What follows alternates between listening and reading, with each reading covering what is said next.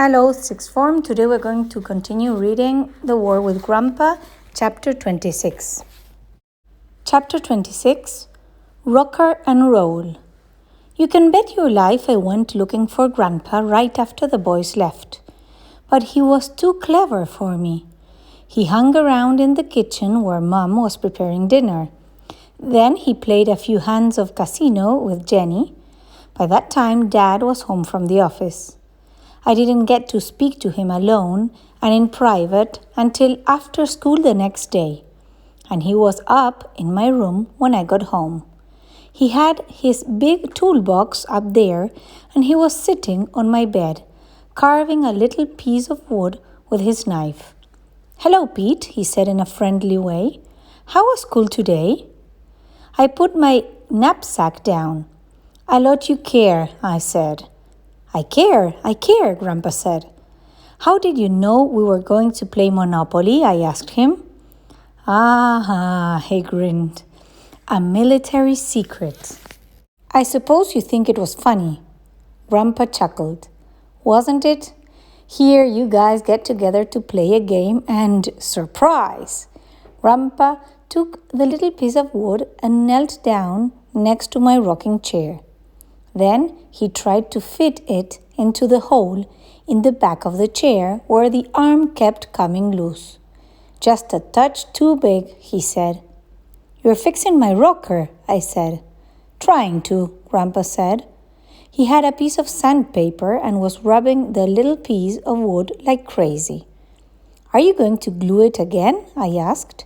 "Nope," said Grandpa. "Glue won't do it. I'm repegging it, Pete. You see this hole in the back of the arm? I took the old peg out. It used to fit in this other hole here in the back of the rocker."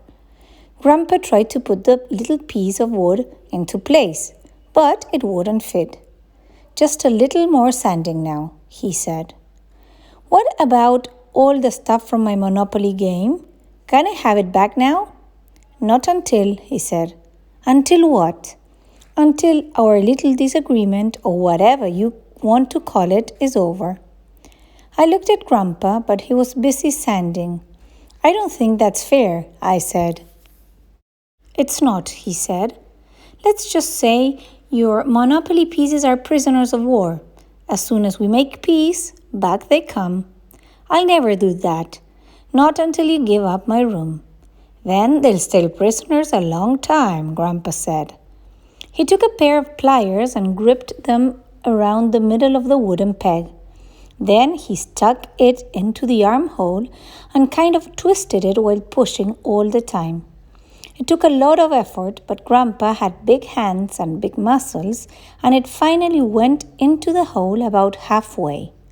"Got it," Grandpa said, "solid as the rock of Gibraltar."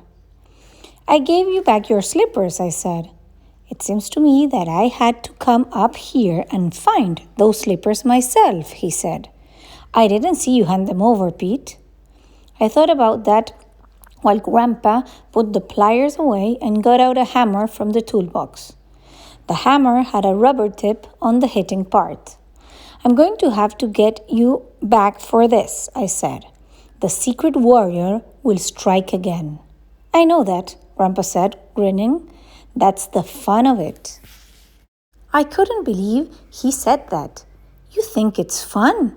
"Sure is," he answered. Oh, it took me a while to see it, and then I realized something. I had darn near lost my whole sense of humor. Hadn't had a good time for ages and ages. Not the last year, anyway. Imagine me slapping you like that. What a fool thing to do. He lined up the hole in the back of the rocker with the peg that was stuck in the arm. "Now watch this, Pete, old boy." Tap, tap, tap.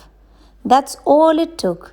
3 good taps with Grandpa's hammer, and the arm of the rocker was attached to the back. I sat right down in the rocker and tried it out.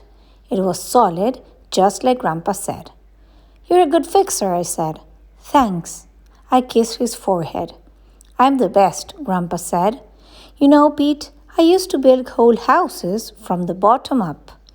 Still would if it wasn't for this bum leg. But I'm starting to feel good again.